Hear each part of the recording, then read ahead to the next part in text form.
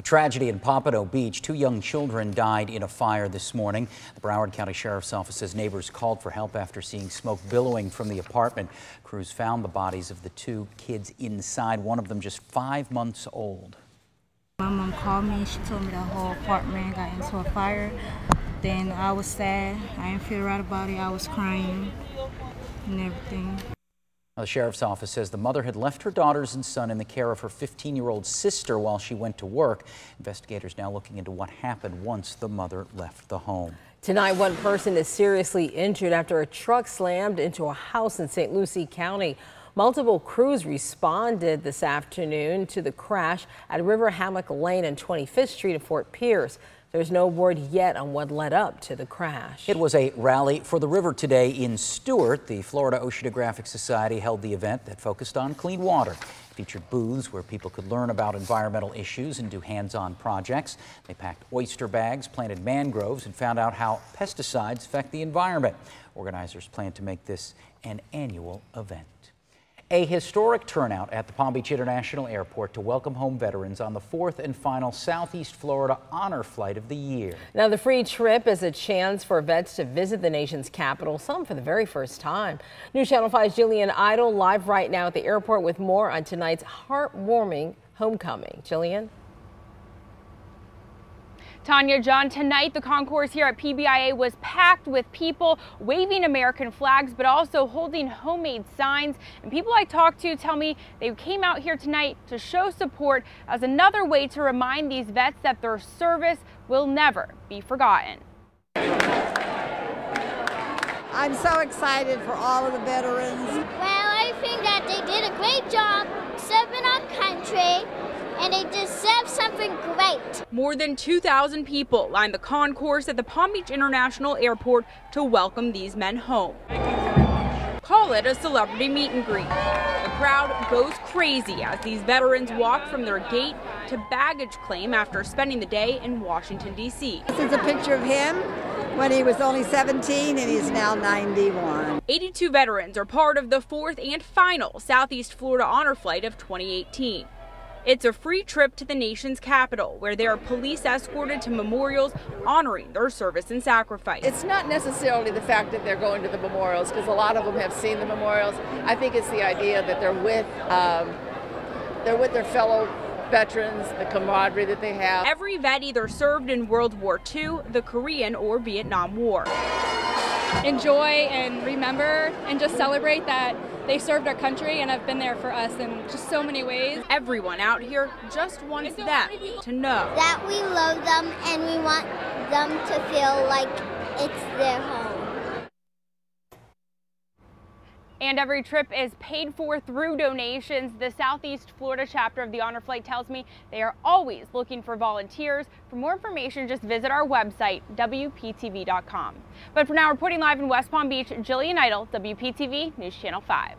Her security clearance is canceled. You might be surprised who made the request. And the mother of the Clearwater baby killed by her foster family's dog is speaking out. Plus, I also want to break stereotypes because I'm not what people imagine when they think of a felon. Tonight, we're getting both sides when it comes to Amendment 4 on the ballot. If it's approved, voting rights would be restored to more than 1 million Florida felons. You're watching News Channel 5 on WPTV.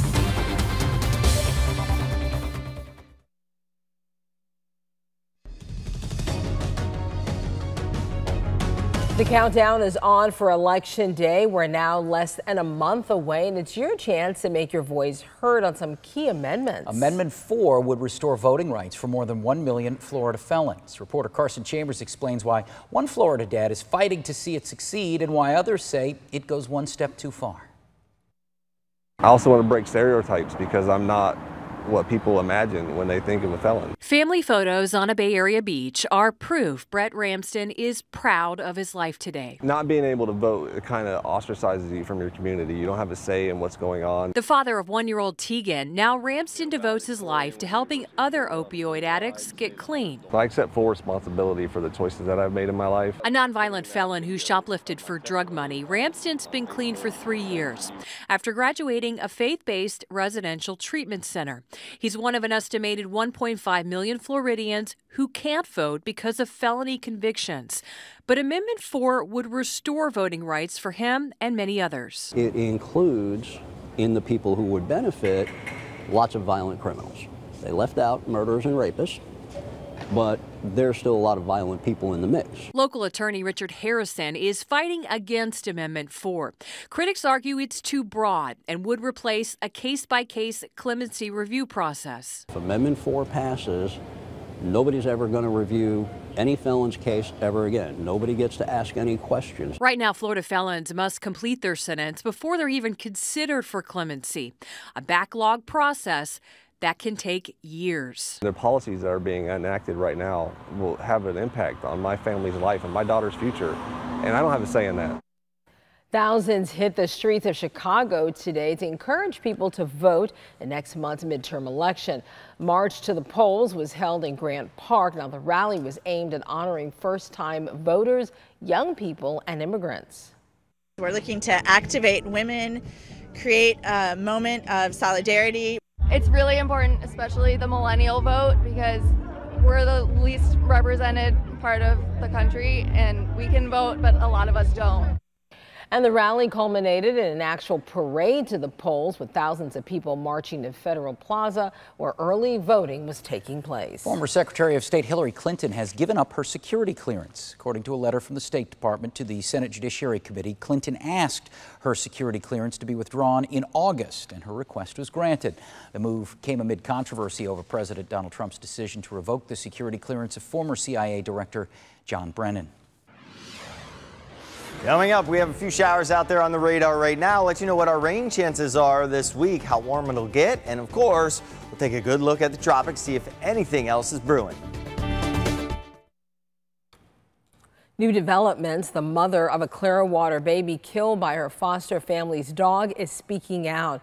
Siobhan Grossman had just wrapped up visitation with Chloe Williams a week ago when Chloe was dropped off with her foster grandmother, Pamela Macer. In the car, and I said, be a good girl. Next week we get unsupervised and we're gonna go do yoga. Investigators say Macer was preparing a bottle for the baby when the dog attacked Chloe and the child died.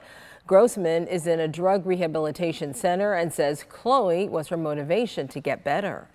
She opened my eyes to realize that I can be a good person and I can be the best mom for her and her brothers, and nobody was gonna take that from me.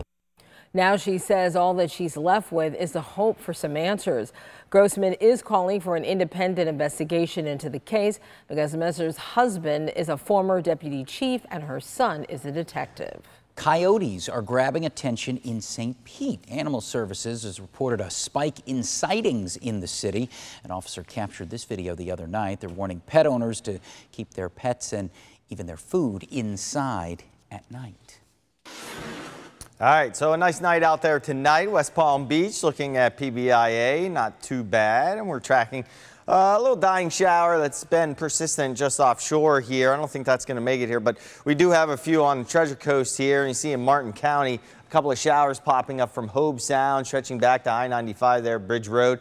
And we're going to see this along the Treasure Coast. It may even scooch up the Treasure Coast here through the nighttime hours. So we'll keep some rain chances there in the forecast. Nothing huge, but a couple of showers not out of the question here going into tonight. Temperatures not as cool as this morning, with the onshore flow will generally be in the mid to even upper 70s, and then the upper 70s to even near 80 the next few days as the wind picks up. Here's the hour-by-hour forecast for tomorrow. Nice start, maybe a coastal shower on the Treasure Coast in the morning, and then we'll see some sunshine, some clouds build up, and the chance for some showers and storms here as the sea breeze gets going and then pushes farther inland towards the latter part of the afternoon. High temperatures will top out into the upper 80s, but it's going to feel more like, well, 100 degrees. Delray Beach tomorrow, 89 degrees, partly sunny. Should be a nice day. West Palm Beach, again, an isolated shower depending on where you are. If you're in eastern West Palm Beach, we're going to look at that a little bit earlier in the day. And if you're in western West Palm Beach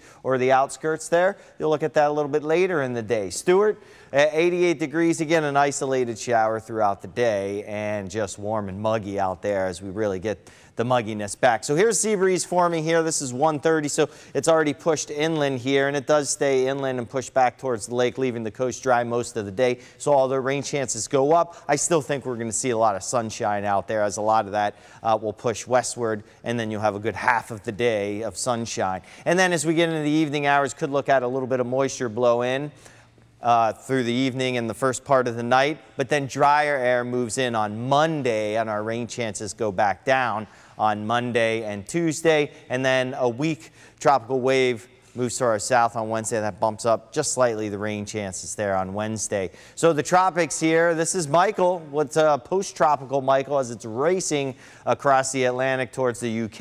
And then this right here that made landfall in Portugal today was Leslie. Finally, we waved goodbye to Leslie, but it had 70-mile-per-hour winds when it slammed into Portugal, and now it's in parts of Spain too, heading towards Madrid. And then look at this, no tropical activity expected. This right here, we do have a little 10% chance that that's going to develop over the next couple of days, but after 2-3 days it's going to move into an area where it's not real conducive, so that'll be it. A couple days chance, and then that's it. Seas tomorrow 1 to 3 feet, looking real nice for the boaters and beachgoers. Again, another nice day. I know it's been real rough out there. We've had those water quality issues. Now everything's cleared up, and it actually looks fantastic, so enjoy it. We will pick up more of an onshore wind and get choppier here Monday, Tuesday, Wednesday. It'll be choppy with a breezy onshore wind, high temperatures into the upper 80s. Again, a little bit better rain chance on Sunday and Wednesday, and in between we drop the rain chances. Time now for the Honda Sports Desk with ESPN 106.3 and WPTV News Channel 5. There have been a lot of firsts for the Kaiser football program this year. Today, another major accomplishment took place for Doug Socha's bunch. The Seahawks